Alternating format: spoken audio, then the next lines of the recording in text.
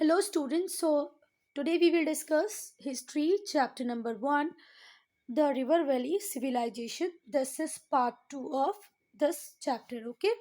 So, in the part 1, we have discussed social life, we have discussed about the toy cart, life of children, and all. So, in this video, we will discuss economic life. Okay. What we will discuss, students? Economic life. So, students, the main occupation of the people were agriculture and rearing of animal. The main occupation of people were agriculture and rearing of animals. Okay खेती की जाती थी, agriculture crop grow की जाती थी और बहुत सारे घरों में एनिमल्स को रखा जाता था for the purpose of getting milk, wool and all. Okay. Harappan grew wheat, barley, pulses, rice, sesame, mustard, linseed and peas. Almost बहुत सारी चीज़ें यहाँ ग्रो होती थी जैसे कि वीट, गेहूँ, बारले, दाल, चावल, लिंसेड, पी मतलब मटर, ये सारी चीज़ें हड़प्पा में ग्रो होती थी. हड़प्पन्स पहले इंसान थे जिन्होंने क्या ग्रो किया बेटा? कॉटन को ग्रो किया. तो अगर क्वेश्चन पूछा जाता है कि किसने कॉटन पहली बार ग्रो किया तो वो कौन थे? हड़प्पन, इंडस वैली सिविलाइजेशन के लोग थे. Not Harappan, Indus valley civilization people. और अच्छा, मैं बार बार क्यों हड़प्पन सिविलाइजेशन बोल देती हूँ? क्यों बच्चा? क्योंकि इंडस वैली सिविलाइजेशन की जो पहली सिटी मिली थी वो थी Harappa. Okay. A plow, a new agricultural tool, was used first time to turn the soil. यहीं पर पहली बार हल को, प्लो मतलब हल, कुछ लोग इसको प्लग भी पढ़ते हैं. क्या पढ़ते हैं बेटा? प्लग, प्लो. हमारे टीचर्स ने इसको प्लो पढ़ा था, अभी टीचर्स इसको प्लग पढ़ते हैं. तो आप लोग देख लें आपके टीचर्स प्लो बोलते हैं कि प्लग बोलते हैं, या गूगल प्रोनाउंसिएशन की जान जाए. प्लग, प्लग का मतलब होता है हाँ हल्का. प्लग मीन्स हाहल का प्लो प्लग एक न्यू एग्रीकल्चर टूल था जिसको फर्स्ट टाइम सॉइल को टर्न करने के लिए इंडस वैली सिविलाइजेशन में ही यूज़ किया गया. आप लोगों ने देखा होगा ऐसे यहाँ पर दो बुलक्स होते हैं, उसके पीछे ऐसे करके हल होता है जो सॉइल को टिलिंग करने का काम करता है ना, ऐसे ऐसे करके टिल करता है सॉइल को. तो हाँ, हल का यूज़ यहीं पर हुआ. Probably stored water was use for irrigation as rainfall was scanty in this area. Rainfall बहुत ज़्यादा नहीं होती थी बेटा, तो हो सकता है ये लोग जो वाटर को स्टोर करके रखते थे उस वाटर का यूज़ करते थे काय के लिए? इरिगेशन के लिए. अब मेरी बात सुनो बेटा, जो इरिगेशन है, क्रॉप्स को, एग्रीकल्चर में जो हम क्रॉप को पानी देते हैं उसी को क्या बोलते हैं बेटा? इरिगेशन. अब ऐसे नहीं कि आप आपके घर में गमलों को पानी दो और बोलो मैं इरिगेशन कर रहा हूँ. इरिगेशन जो स्पेसिफिक टर्म है वो स्पेसिफिकली किसके लिए है? एग्रीकल्चर के लिए. ठीक है.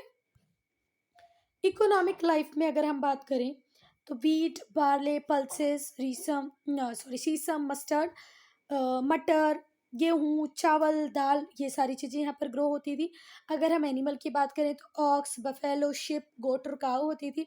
कुछ लोगों का ऑक्यूपेशन था कि वो मटके बनाएंगे, पॉटरी बनाएंगे, मेटरलिजी मतलब मेटल में काम करेंगे.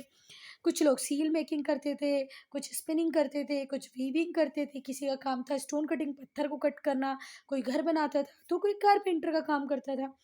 Trade, mainly export of cotton. ये लोग क्या करते थे? इंडस वैली के लोग कॉटन को एक्सपोर्ट करते थे. और कहाँ एक्सपोर्ट करते थे बेटा? पर्शिया, अफगानिस्तान और मेसोपोटामिया. ठीक है, मेसोपोटामिया, पर्शिया, अफगानिस्तान, ये लोग क्या कर देते थे? एक्सपोर्ट करते थे. किसका? कॉटन का. हमारा कॉटन बहुत एंशियंट पीरियड से ही फेमस है. हमारे कॉटन से ब्रिटिशर्स भी डरते थे. The Harappan weavers were good in making fabrics. Harappan को फैब्रिक का अच्छा आइडिया था, वो फैब्रिक अच्छा बनाते थे. तो thus we understand from the quality of spindle that we have found. वहाँ पर बहुत सारे स्पिंडल्स मिले. अब स्पिंडल्स क्या होते हैं? जिसके ऊपर आप धागे को रोल करते हो ना, वो होते हैं स्पिंडल्स. सो स्टूडेंट्स, अगर हम एनिमल्स की बात करें तो एनिमल में ऑक्स, बफेलो, शीप, गोट वर डोमेस्टिकेटेड बाय हरप्पन्स. डोमेस्टिकेट करने का मतलब घर में रखना.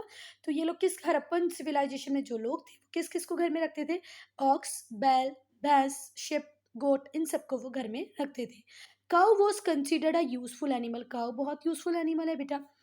दे even caught fish and wild animals like antelope. ये एंटीलोप को भी पकड़ लेते थे, फिशेस को भी पकड़ लेते थे.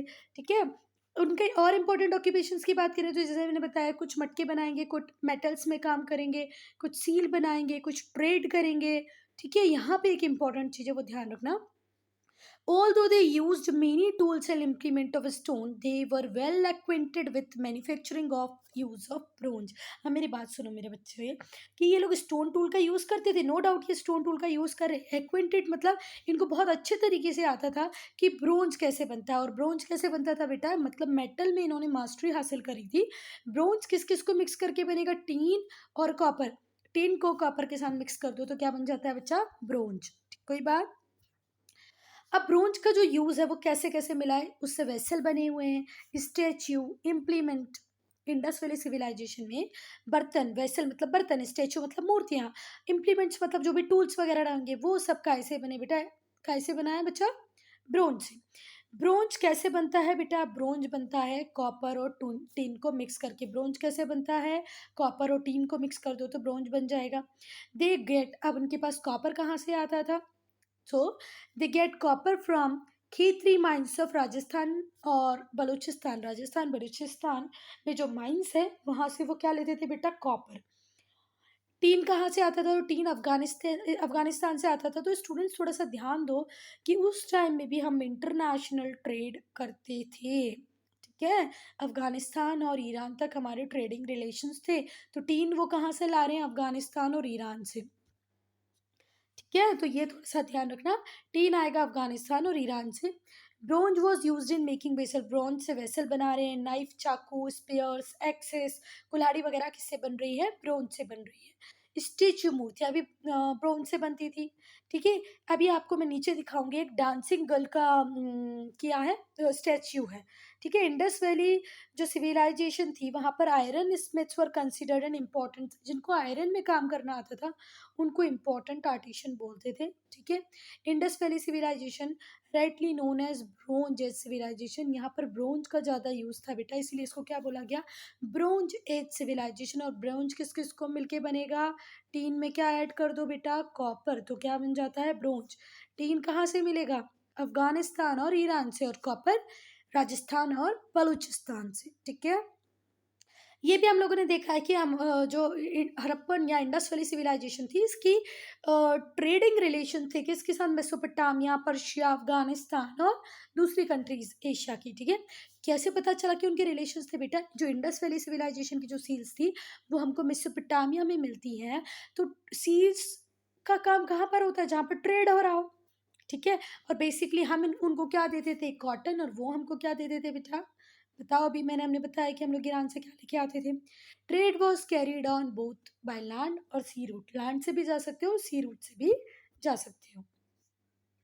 मतलब उस टाइम भी हम बिजनेस के लिए, ट्रेडिंग के लिए लैंड और सी रूट, जमीन और पानी दोनों का यूज करते थे। So students, art and craft, a bronze figure of dancing girl have been found at Mohenjodaro, ठीक है। एक ये रही वो डांसिंग गर्ल का फोटो, ये बियर्ड वाला मैन है जिसने एक साइड से शॉल ओढ़ रखी है, ये टॉय कार्ड्स है, ये टॉय एनिमल है।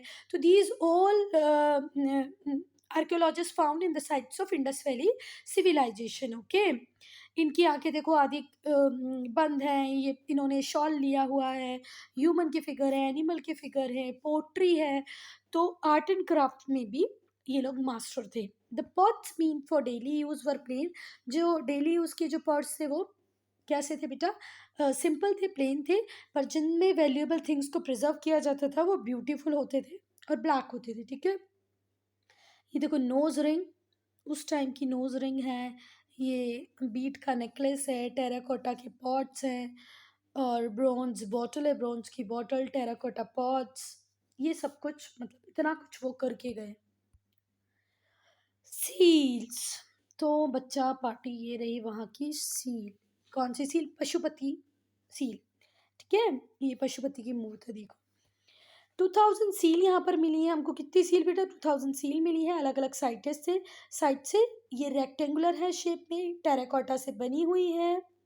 किससे बनी हुई है बेटा, टेराकोटा और steatite, steatite, soft stone, steatite और टेराकोटा से बनी होती थी। ये पिक्टोरियल स्क्रिप्ट होती थी, कुछ पिक्चर से दिखाया जाता था और कुछ लिखा जाता था।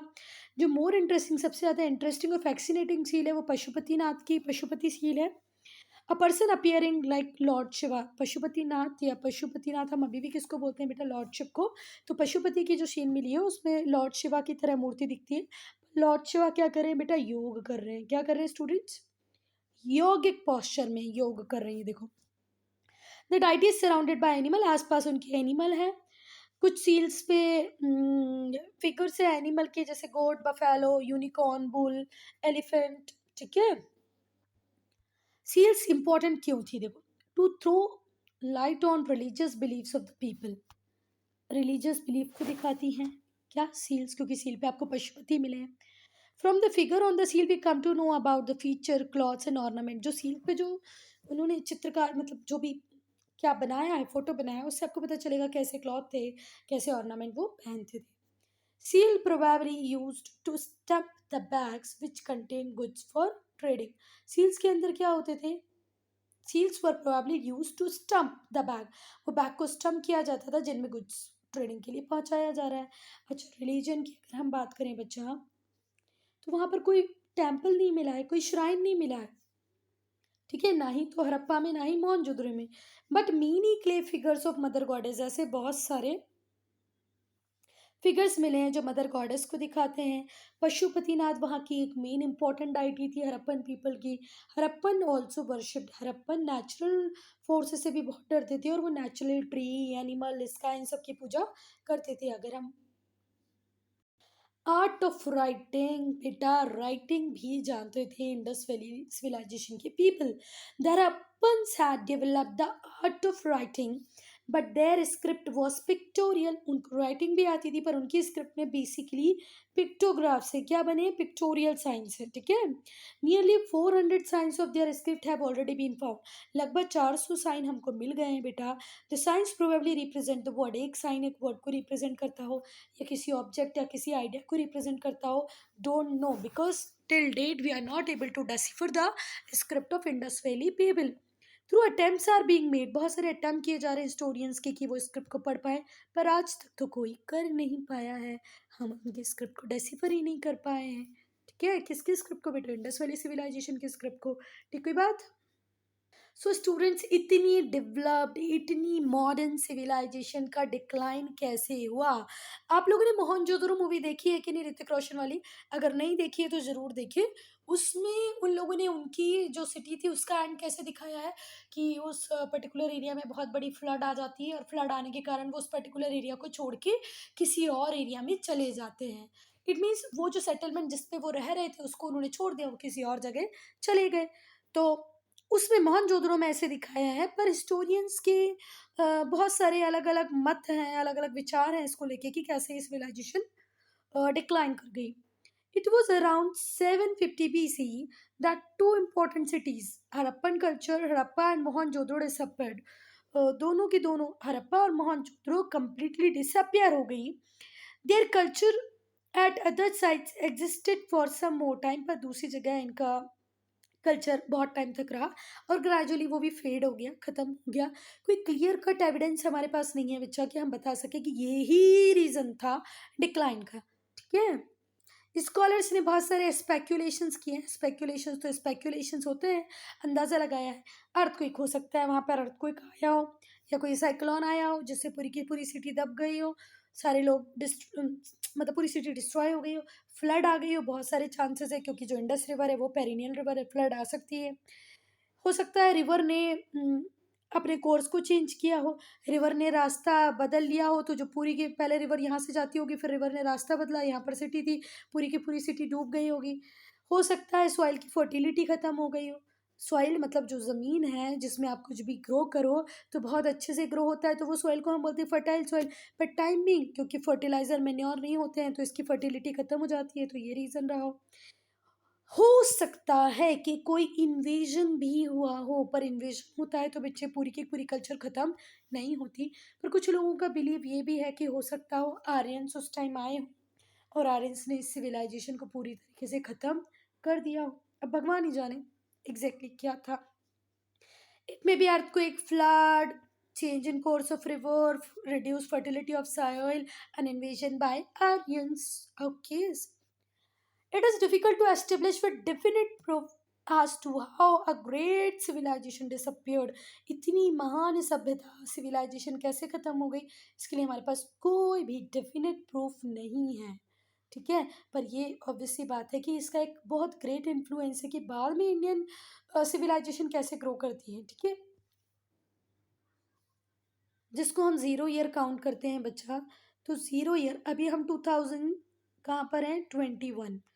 तो आज हम इससे भी आगे निकल गए हैं, मतलब 2000 पे, सॉरी 2021 को छोड़ दो, 2000 में। तो पहले यहाँ से ज़ीरो तक आएंगे और ज़ीरो से जब 3000 तक जाओगे ना बच्चा, तो अप्रॉक्सीमेटली 5000 ईयर पुरानी ये सिविलाइजेशन थी, जिसका एंड कब हो गया, जिसका एंड फिर 2000 से ज़ीरो जाओ और फिर 1500, तो 2000 में अगर आप 1500 प्लस करोगे तो इसका एंड कब हो गया बेटा, 3005 ईयर बैक इसका एंड हो गया और शुरुआत 5000 ईयर अगो हुई थी, ठीक है। So, students, it is the end of what? Indus Valley civilization. We will discuss Mesopotamian civilization in another lecture. Okay.